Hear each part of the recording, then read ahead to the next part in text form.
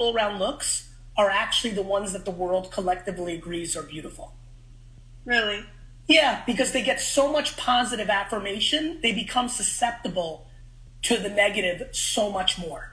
I've been shocked as I've gotten older through the years, like boys and girls, like that I would argue that the attractive are even more vulnerable to the negative comments because they take so much pride in the positive comments.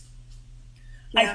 I think the reason that I can deal with my negative comments is because when I get a goat emoji, or I'm the best, or I'm a hero, or especially with like, now that sports cards are exploding, everyone's like, you are Nostradamus. Fuck you.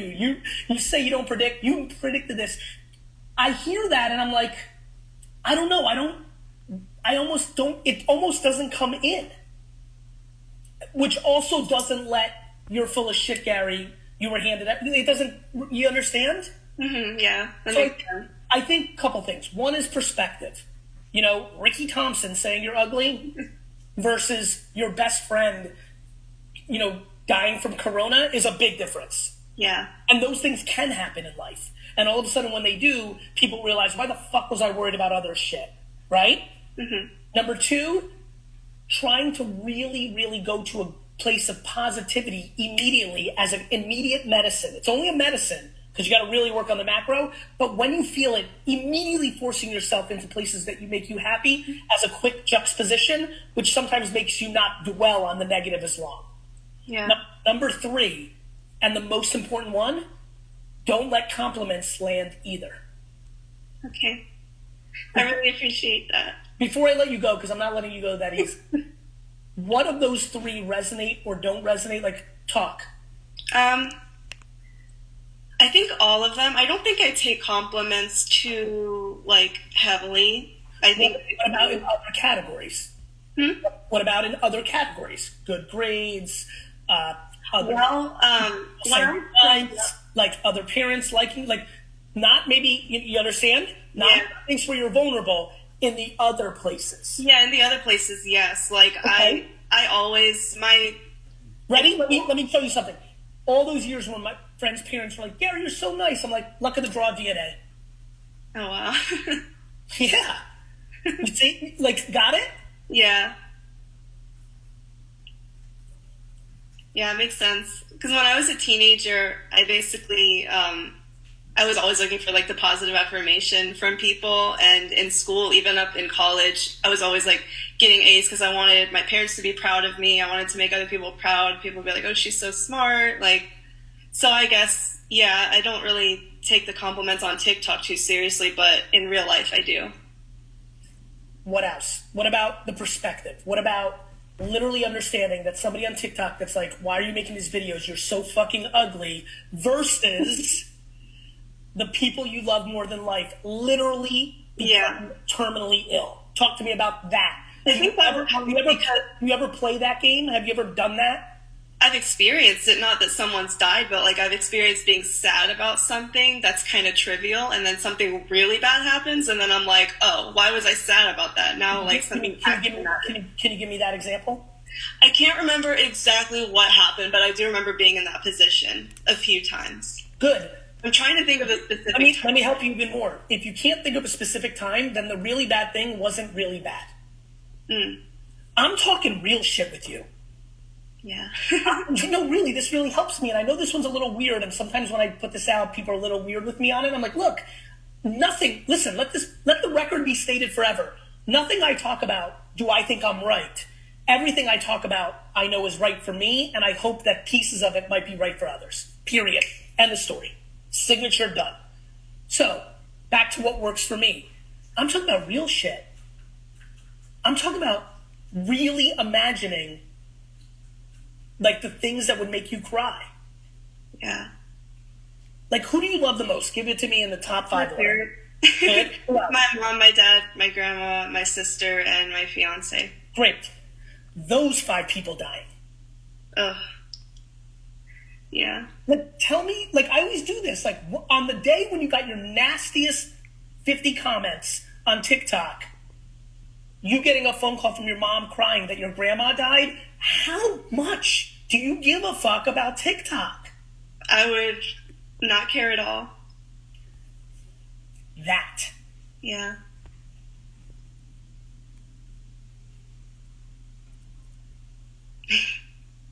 Thank you so much.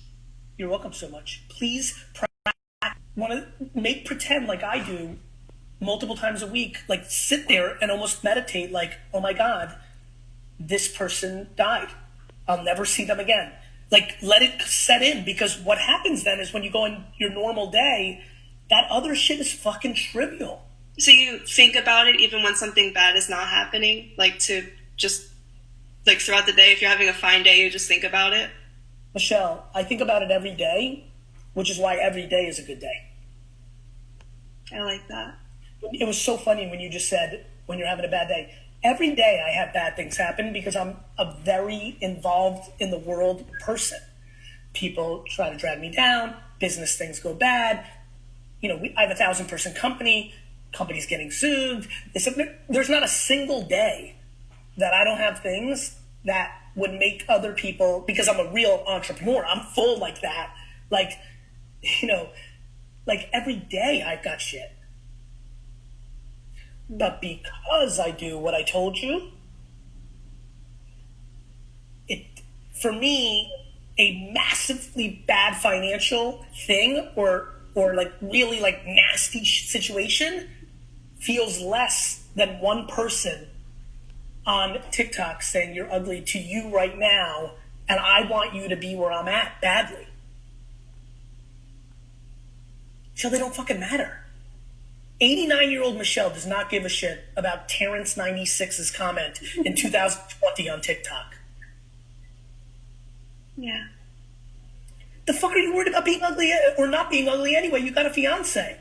I know. I don't know why I care. Like, because I feel like talking about out here. social media have to be beautiful or people won't like them. What's that? I mean, you see, like, I think you said something super ludicrous that I want to talk about for a second. What did you say? all the girls on TikTok that have like the following, or people on YouTube, they look like models. I feel like that's the only way. You know what a model looked like 20 years ago? No. She was skinny as fuck, and her name was Kate Moss. Do you know what a model looks like now? She's curvy as fuck and looks like she's from fucking Brazil, or to your point, has the financial means to have so much plastic surgery that she could look like a different version of herself, or filters, or lighting, or angles. What are we talking about here? And listen, I will never go into these waters fully because, first of all, I'm not a woman. Second of all, there's so many dynamics in play here. But let me promise you waters that I'm very comfortable swimming in. Other people's opinions are the greatest way to go to unhappiness. One opinion, you of yourself, is the easiest way to get to happiness. You hold too much value in the collective outside world's opinion, and you need to systematically, from this day on, chip away at that and make them matter less. Okay. Because what you're doing is you're playing one big game of junior high and high school. Yeah, I hate it. I really hate it. You can't let your life... I watch 30, 40, 50, 60-year-olds every day still live in high school. I see 25-year-olds still living in high school. That's not fun.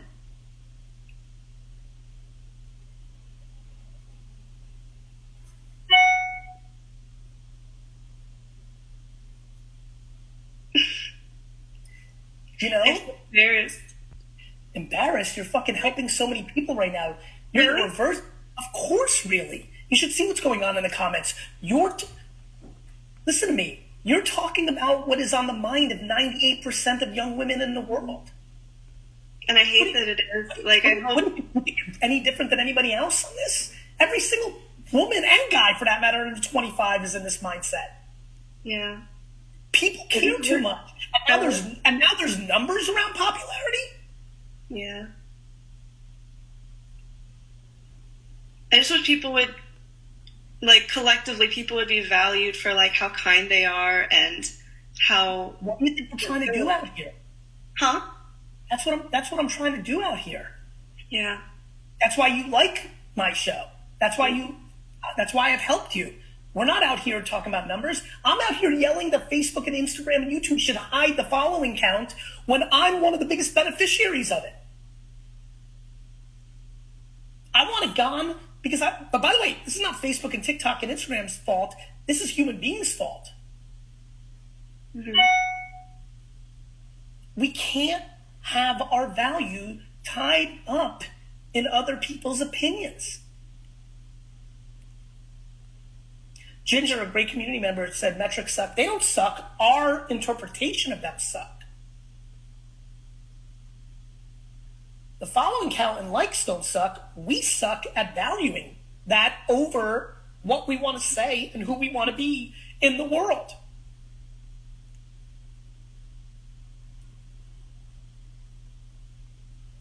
You can easily win this game, Michelle. You really can.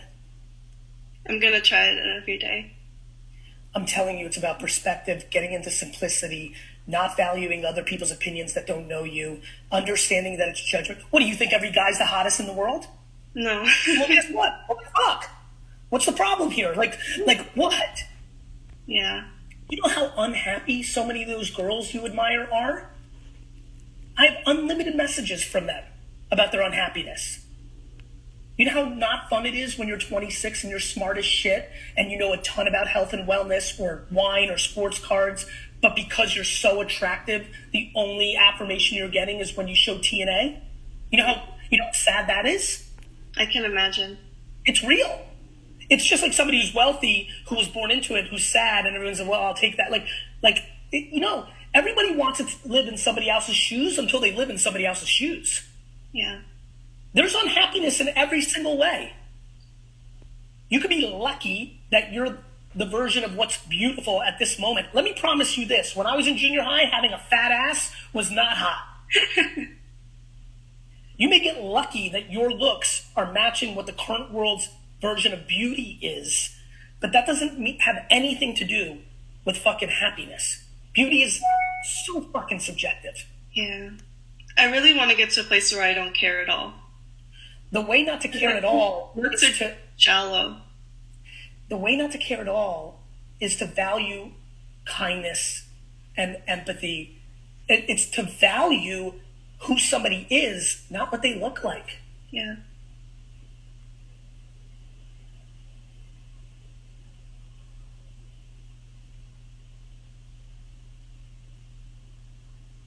You know, you can do this, but you need to practice about perspective. Like the health and well-being of the people you love is so, so important. Listen, the world's going through such a transformation. I really believe that kindness and things of that nature continue to grow in importance and will, and people will be valued on that. But you have to value yourself on that. Yeah, that's real. It's very real, Michelle. You have to value yourself on that. I never thought of it like that, but yeah. If you value yourself on who you are as a human, then the things about looks don't carry weight. Right now, you value too much looks. Yeah, I do. Which is why those things resonate with you. Yeah. You're so smart. You know what? I'm just fortunate when it comes to a couple of very narrow things. And one of them is just fucking the simplicity of life, if you're willing to go there. It can be so fucking simple. Do you feel like experience taught you that, or do you feel like you were just born with that mindset? Yep. Both. Both. I got lucky with the DNA. I got fortunate with my experience. I got unbelievably lucky with my parents. I got unbelievably lucky that I grew up on my own 2 feet. And I got unbelievably lucky that my talent is observing people and understanding truths that are universal and then keeping it simple. And then I also got lucky in that my great happiness comes from providing happiness. and a million other things, you know? And by the way, that's why I don't think I'm special. That's why I'm deflecting when you say you're so smart. That didn't feel good to me. Oh. because it's back to like how I've trained myself. You know what I mean? Like, I don't want that. Like, as a matter of fact, it's my biggest gripe with my team. I don't allow them to, we don't put out content being about like, I'm smart, because I don't think that brings any value to anybody. I'm smart. What does that do? To me, it's like, I'm trying to bring value. Yeah.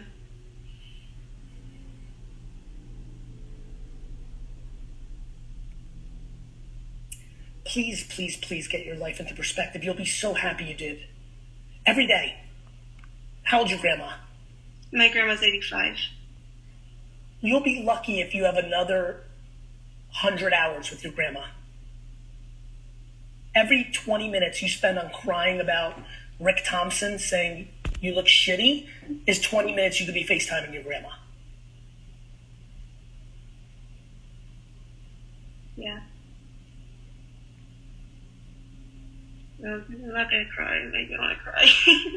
Perspective really helps, Michelle. You know what I mean? Yeah, it does. You know, all of a sudden, it's just these kind of, this is practice. You and I are doing push-ups right now. You know, that kind of, like, helping people realize things they don't see. When you realize, holy fuck, he's right, 100 hours, maybe. The hell am I laying here for the last 40 minutes dwelling about one comment on TikTok?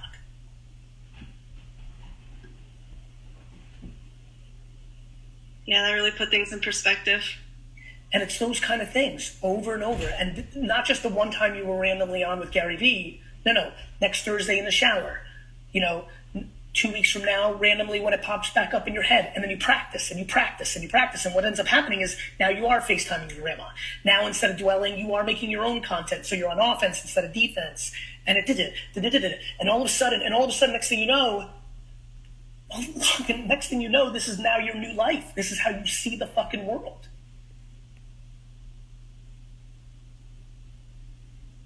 Thank you. You're welcome. Is there anything that I can do to help you? When I tell you that if you can, one time, when Paul shits on you, if you can just take that moment and put it into 85-year-old grandma time, that's a real win for me. I can do that. Awesome. Thanks for being on. Thank you. That's our show. I'll see you soon. Dustin, thank you so much. I apologize ahead of time if we're in the last hours of me being this version of myself, because there's a substantial chance that I'm going to be cardboard Gary. Cardboard, because I like Pokemon too. Starting to look into like Garbage Pail Kids and the A-Team and Star Wars and weird shit. I just might call myself Cardboard Gary. Like, what a crazy scenario. If I like literally, yeah. like, you know, new CEO at Vaynerchuk, you know, like if I literally went, like, talk about like, that'd be some shit. That would be very interesting. Probably the first person to do that in history. Oh, what's really cool, is a lot of people have done things like that. Mm. You know? A lot of people. We just don't know about it, I guess. Shit, my sister did it. I have so much admiration for my sister. Stay-at-home mom, clearly loving it. She loves her kids more than breathing, but still needed something she could, could feel it as an undertone. And the version of who she is now as a real estate agent,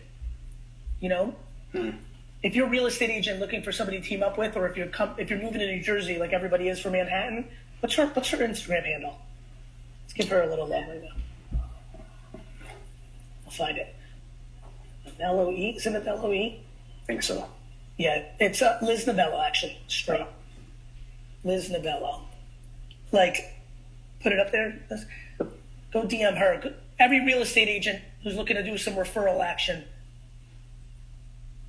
let's actually get everybody to follow her. Let's explode her Instagram. I blew up my dad, and my sister's like super upset about it. When she like really worked, and like my dad's at 58K, right? Actually, if I've ever brought you any value, this would mean a lot to me to follow my sis. My sister's at 39. I'd love to get her to pass my dad. But here's a person who did it, Dust. Like, she thought her destiny was to be a stay-at-home mom. Right. No, I meant like the actual sports card. But yeah, that makes a lot of sense too. Yeah, listen, I let me rephrase. I wasn't sure where you were going, but I always think of like what brings the most value to the audience. The thing that brings the most value to the audience is it's never too late to disproportionately change absolutely everything you're doing to make yourself happier. For sure. I think you believe in that shit, man. I admire you, especially once I realized you were 63. You're old. Watch this. Comments. You ready? Dustin, I can't wait to read the comments. Dustin, how old are you? I'll be 36 in November. Wait, I always forget this. How close are our birthdays? Yours is the 14th, mine's 29th. Dustin is almost 36. Yeah. Dustin, zoom in, get in here a little bit. Yeah, look, the comments look. Bro, I swear you worked for me for a year, and I was like, he's 24. Yeah. I mean, well, the funny thing is, I always got carded the entire time. And then once I started wearing a mask, I don't get carded anymore, which is kind of funny. You have a little bit older eyes. Yeah, I guess so. One place I can see it. Yeah, bro, the comments are losing. I'm telling you, you see it? They're losing. What a show. Yeah. That Michelle stuff was interesting. I think the whole thing was. I liked how I noticed something. McNamara, who works in our company, Caleb. Yeah. I just screamed, "Holy shit!" Yeah. Freak of nature. You are. I love you, brother, very, very much. Love you too. Talk to everybody. See ya. Thanks for watching the show. Talk to you soon.